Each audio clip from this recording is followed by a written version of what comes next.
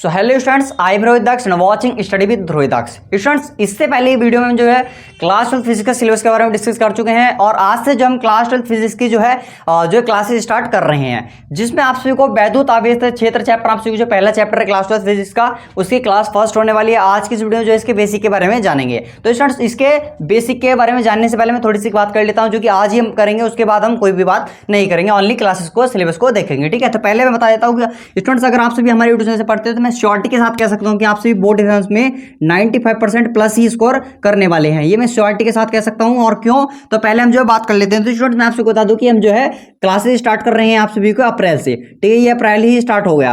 अप्रैल से हम जो क्लास स्टार्ट कर रहे हैं और हम जो है हमारा क्या स्ट्रेटेजी रहने वाली है, हमारा जो है नवंबर तक कोर्स कंप्लीट हो जाने वाला है। ठीक है, नवंबर तक हम जो है कोर्स कंप्लीट कर लेंगे, यानी हमारा जो है अप्रैल से क्लास स्टार्ट हो रही है और नवंबर तक हम जो है कोर्स कंप्लीट कर लेंगे। उसके बाद हमारा जो है आप सभी का दिसंबर, ठीक है, उसके बाद दिसंबर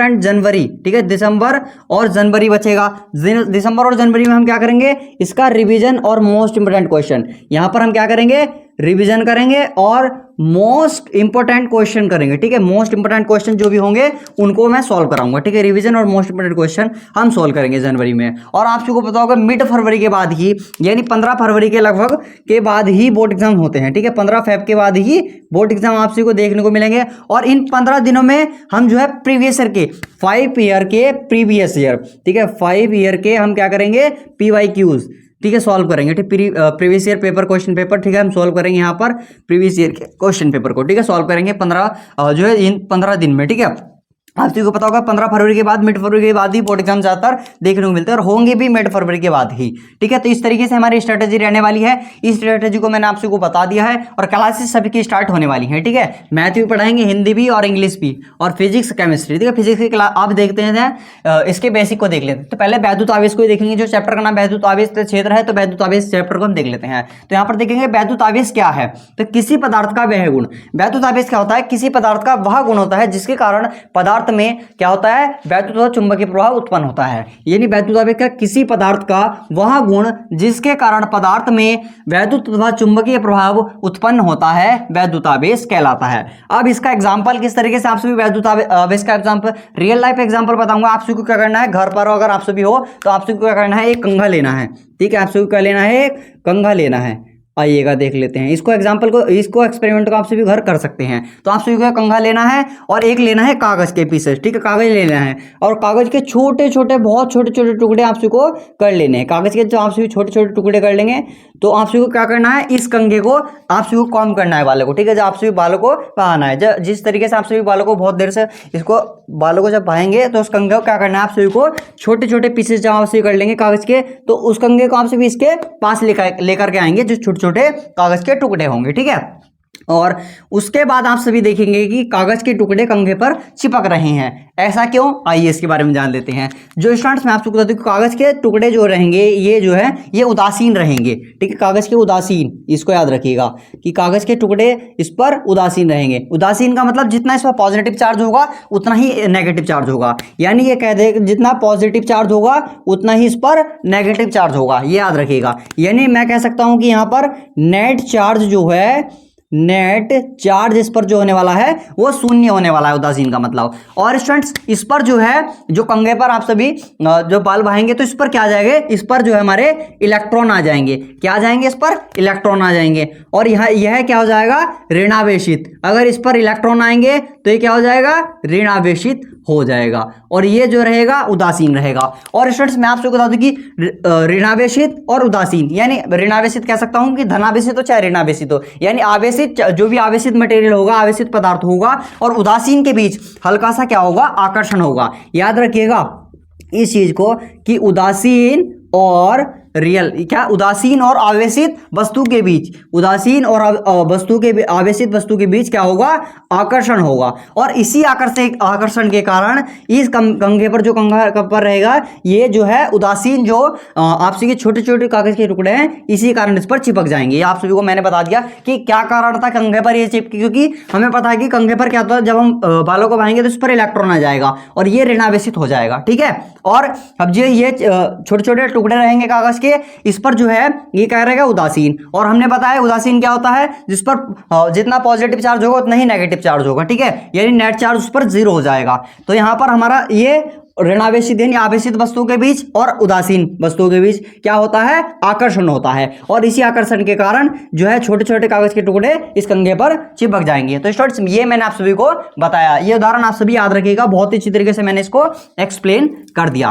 तो आइए अब जो है नेक्स्ट टॉपिक हम जान लेते हैं। नेक्स्ट टॉपिक हमारा क्या है, आवेश के प्रकार। तो आइए देख लेते हैं। तो आवेश के प्रकार कितने प्रकार के होते हैं, आवेशों के प्रकार के बारे में जानेंगे। आवेश के प्रकार, आवेश के प्रकार के बारे में जानेंगे, आइएगा। तो आवेश के प्रकार, पहला जो हमारा होता है वो होता है हमारा धनावेश। क्या होता है हमारा पहला आवेश, याद रखिएगा, वो होता है हमारा धनावेश। इसको मैं लिख देता हूं, पहला आवेश हमारा हो गया धनावेश, धनावेश हो गया। और दूसरा आवेश हो गया हमारा ऋणावेश, ठीक है, याद रखिएगा। दूसरा आवेश क्या हो गया हमारा, ऋणावेश, ऋणावेश। अब इनके बारे में जानेंगे कि धनावेश क्या होता है, ऋणावेश क्या होता है।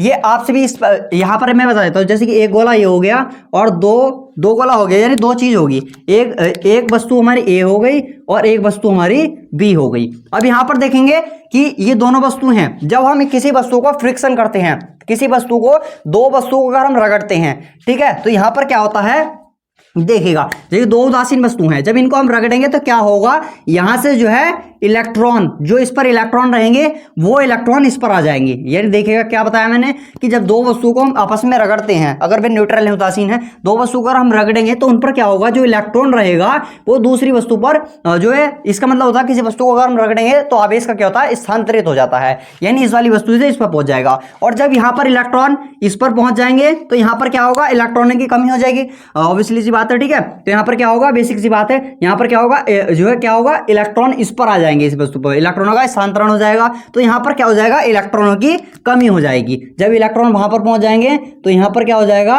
इलेक्ट्रॉनों की कमी हो जाएगी। यहां पर क्या होगा, इलेक्ट्रॉनों की कमी हो जाएगी। और इस पर जब इलेक्ट्रॉन चले जाएंगे तो यहां पर क्या होगा, इलेक्ट्रॉन ज्यादा हो जाएंगे, यानी यहां पर क्या होगा, इलेक्ट्रॉनों की, यानी इलेक्ट्रॉनों की यहां पर क्या हो जाएगी, इलेक्ट्रॉनों की अधिकता हो जाएगी, इलेक्ट्रॉनों की अधिकता। और जहां पर इलेक्ट्रॉन की कमी होती है वहां पर कौन सा आवेश होता है, धनावेश, याद रखिएगा। जहां पर इलेक्ट्रॉनों की कमी होगी वहां पर होगा धनावेश, याद रखिएगा। जहां पर इलेक्ट्रॉनों की कमी होगी वहां पर होगा हमारा धनावेश, और जहां पर इलेक्ट्रॉनों की जो है इलेक्ट्रॉनों की अधिकता होगी वहां पर हमारा होने वाला है ऋणावेश। इस टॉपिक को भी मैंने बहुत अच्छी तरीके से आप सभी को क्लियर कर दिया कि जहां पर इलेक्ट्रॉनों की अधिकता होगी और इलेक्ट्रॉन किस तरीके से जो वस्तुओं पर आता है वो मैंने आप सभी को बता दिया। अगर दो वस्तुओं को आपस में रगड़ेंगे तो क्या होगा, आवेशों का स्थानांतरण होगा, यानी एक वस्तु से आवेश दूसरी, जो चार्ज एक वस्तु से दूसरी वस्तु पर चला जाएगा। और जब एक वस्तु से, इस वाली वस्तु से इस पर आवेश जाएगा तो इस पर आवेश की जो है इलेक्ट्रॉनों की कमी होगी, और इलेक्ट्रॉनों की कमी जहां होगी वो धनावेश होगा, और इलेक्ट्रॉनों की अधिकता जहां पर होगी वो ऋणावेश हो जाएगा, ठीक है। दो वस्तु मैंने इस तरीके से एग्जांपल पर आप सभी को बता दिया। तो यहां पर धनावेश है, धनावेश क्या होगा, इलेक्ट्रॉनों की कमी के कारण होगा। तो धनावेश में क्या लिखेंगे हम, यहां पर इलेक्ट्रॉनों की क्या होगी, इलेक्ट्रॉनों की क्या होगी, कमी होगी, इलेक्ट्रॉनों की कमी होगी। यहां पर जहां धनावेश होगा वहां पर इलेक्ट्रॉनों की कमी होगी, और जहां ऋणावेश होगा वहां पर इलेक्ट्रॉनों की अधिकता होगी, याद रखिएगा। और ये मैंने एग्जांपल्स भी बता दिया, इलेक्ट्रॉनों की जो है क्या होगी, अधिकता होगी, ये मैंने आप सभी को बता दिया, इलेक्ट्रॉनों की अधिकता।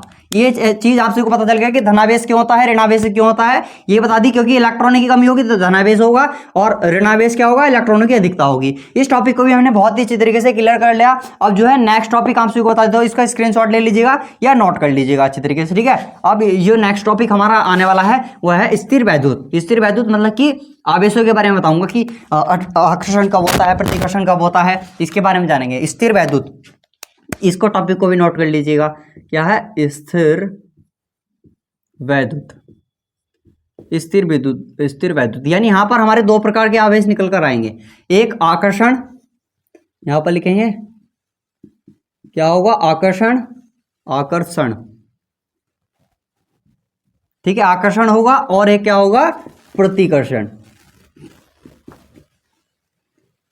प्रतिकर्षण, ठीक है। आकर्षण होगा, एक प्रतिकर्षण, ठीक है, आकर्षण बल और प्रतिकर्षण बल, ठीक है, स्थिर वैद्युत में, ठीक है। तो यहाँ पर आकर्षण कब होगा और प्रतिकर्षण कब होगा, आइए इसके बारे में जान लेते हैं। जब हमारे एक समान आवेश होंगे, यानी विपरीत प्रकार के आवेश तब होंगे, यहां पर लिखेंगे विपरीत प्रकार के आवेश।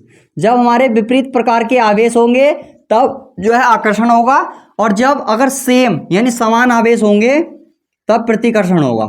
समान आवेश के कारण, समान आवेश के कारण, ठीक है, विपरीत आवेश के कारण, और यहां पर क्या होगा, समान आवेश के कारण। इसका एग्जांपल मैं आपसे बता देता हूं, यानी मान लीजिए अगर प्लस क्यू चार्ज है, यानी यहां पर और माइनस क्यू चार्ज है, तो यहां पर देखेंगे हमारा जो पॉजिटिव चार्ज है और नेगेटिव चार्ज है, तो यहां पर क्या होगा, अट्रैक्शन होगा, यानी आकर्षण होगा। यानी आपसे मान लीजिए एक लड़का और लड़की, इन दोनों के बीच अट्रैक्शन हो सकता है, ना कि लड़के लड़के के बीच अट्रैक्शन होगा। यहां पर देखेंगे एक लड़की लड़के से अट्रैक्ट होगी या लड़का लड़की से अट्रैक्ट होगा, यानी हमारा जो है अपोजिट जेंडर जो होगा उसमें ही हमारा अट्रैक्शन होगा। यानी यहां पर प्लस क्यू चार्ज है तो यहां पर नेगेटिव चार्ज होगा, पॉजिटिव चार्ज जो है नेगेटिव चार्ज को ही हमारा करेगा। तो अगर पॉजिटिव चार्ज है तो उसको नेगेटिव चार्ज होगा, तो वहां पर जो है अट्रैक्शन यानी आकर्षण होगा। या हम इस तरीके से कह सकते हैं कि नेगेटिव चार्ज होगा और पॉजिटिव चार्ज होगा, तब भी हमारा क्या होगा, अट्रैक्शन ही होगा, यानी हमारा आकर्षण ही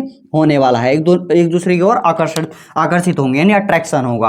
अब यहां पर समान आवेश के एक समान आवेश के कारण नहीं, यहां पर क्या होता है, विपरीत आवेश के कारण, हाँ समान आवेश, सॉरी स्टूडेंट, समान ही आवेश होगा।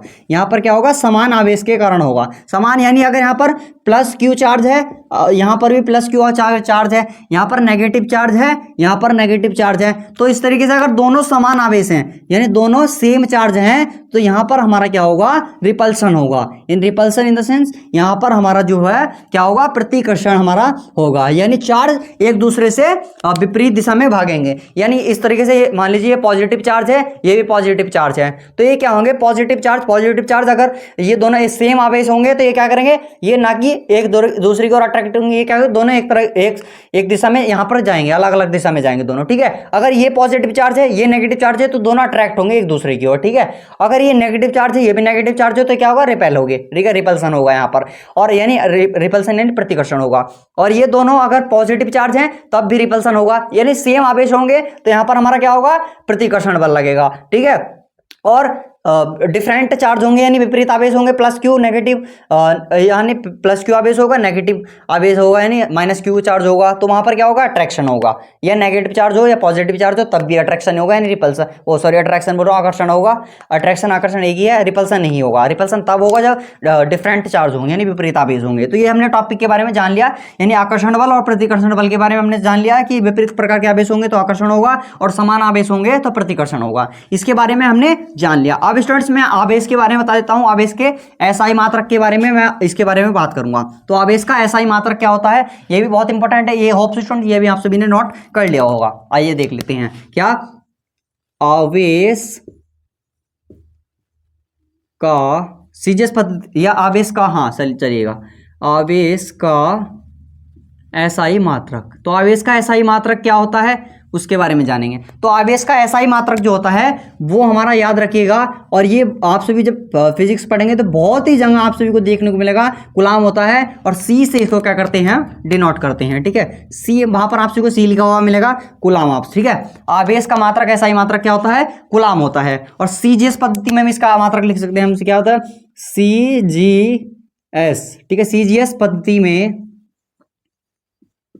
सीजीएस पद्धति में आवेश का मात्रक, सीजीएस पद्धति में आवेश का मात्रक और आवेश का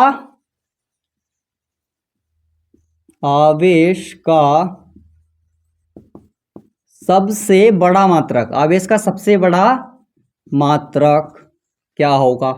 और तीसरी बात, आवेश का सबसे छोटा मात्रक, आवेश का सबसे छोटा मात्रक क्या होगा। तो आवेश का जो है सीजीएस पद्धति में आवेश का जो मात्रक है वो हमारा क्या होगा, आप सभी बताने, हमारा जो सीजीएस पद्धति में आवेश का मात्रक होता है वो होता है स्टेट कूलाम। क्या होता है? State coulomb. याद रखिएगा इसको, स्टेट कूलाम होता है। और आवेश का सबसे बड़ा मात्रक होता है फैराडे। याद रखिएगा, यहाँ पर क्या होता है? फैराडे। याद रखिएगा, ठीक है। आवेश का सबसे छोटा मात्रक होता है फ्रैंकलिन। क्या होता है यहाँ पर? फ्रैंकलिन। याद रखिएगा, ठीक है। हमने आवेश के मात्रक के बारे में बात कर ली, यानी आवेश का एसआई मात्रक कूलाम होता है और सीजीएस पद्धति में आवेश का मात्रक स्टेट कूलाम होता है। और यहाँ पर आवेश का सबसे बड़ा मात्रक फैराडे और आवेश का सबसे छोटा मात्रक होता है फ्रैंकलिन, ठीक है। इसको भी हम फ्रैंकलिन बोलते हैं, एक तरीके से हम सब लिखते हैं, स्टेट कूलाम को भी हम फ्रैंकलिन बोलते हैं। अब ये तो हमने जान लिया। अब जो है जान लेते हैं साथ ही इसकी बीमा के बारे में कि बीमा क्या होती है। बीमे सूत्र के बारे में इसके जानेंगे हम कि इसका बीमा क्या होती है। तो ये बीमा निकालने के लिए हम जो है एक सेपरेट वीडियो लेकर के आऊंगा, ठीक है। मैं सेपरेट वीडियो लेकर के आऊंगा, बट अभी आप सभी को बता देता हूँ किस तरीके से निकलती है। तो मैं यहाँ पर बता देता हूँ, इसका Q = IT एक सूत्र होता है। Q = IT, याद रखिएगा। ये Q = IT सूत्र से हमारे निकल जाएगी। और यहाँ पर हमारा इसकी बीमा निकलेगी किस तरीके से? Q हो गया। I की बीमा क्या होती है? I होता है वैद्युत धारा, इसका मात्रक एम्पियर, इसकी बीमा होती है A। याद रखिएगा A। और T होता है टाइम, समय, और इसकी बीमा होती है हमारी T, ठीक है। तो यहाँ पर टोटल यानी I की बीमा होगी हमारी A और इसकी बीमा होगी हमारी T। वैद्युत धारा की बीमा हमारी होगी T, और सॉरी टाइम की बीमा होगी हमारी T। तो यहाँ पर Q यानी आवेश की बीमा आ जाएगी हमारे पास AT। तो इस चीज को भी आपसे भी याद रखिएगा, क्या आवेश की बीमा क्या होगी? AT। क्या होगी? AT। तो स्टूडेंट्स आज का यही टॉपिक था हमारा, जो हमने बहुत ही अच्छी तरीके से क्लियर किया। और नेक्स्ट टॉपिक में थोड़ा बहुत बेसिक होगा और उसके बाद जो है हम टॉपिक को स्टार्ट कर रहे हैं, डेरिवेशन जितने होंगे उनको करेंगे, जो भी इंपॉर्टेंट टॉपिक्स होंगे उनको भी हम सॉल्व कराएंगे। उसके बाद न्यूमेरिकल को सॉल्व करेंगे, ठीक है। ये पता चल गया आपसी को क्यू, आपसी का मात्रक, इसका मात्रक मैंने बता दिया। क्यू आवेश का मात्रक क्या होता है? कूलाम होता है। कूलाम इसका मात्रक होता है, ठीक है। और हमने इसकी बीमा भी बता दी आप सभी को। देखिए डायमेंशन किस तरीके से हमने बताई, Q = AT होता है, ये भी बता दी। और आवेश के छोटे बड़े सूत्र के बारे में, मात्रक के बारे में बता दिया। और पॉजिटिव चार्ज, नेगेटिव चार्ज, स्थिर वैद्युत आकर्षण, प्रतिकर्षण बल के बारे में हमने बात की और आवेश के बारे में बात की। नेक्स्ट टॉपिक हमारा जो भी होगा, जो इंपॉर्टेंट टॉपिक्स और रह गए हैं इसमें 2-4 टॉपिक वे करेंगे। और उसके बाद आपको पता होगा वैद्युत क्षेत्र की तीव्रता, स्थिर वैद्युत, यहाँ पर वैद्युत क्षेत्र की तीव्रता होगी, कूलाम का नियम होगा, गॉस की प्रमेय होगी। इस तरीके से आप सभी बहुत सारे डेरिवेशन जिनको हम सॉल्व कराएंगे। तो स्टूडेंट्स मिलते हैं नेक्स्ट में, तब तक के लिए पढ़ते रहिए, मस्त रहिए। जय हिंद, जय भारत, वंदे मातरम।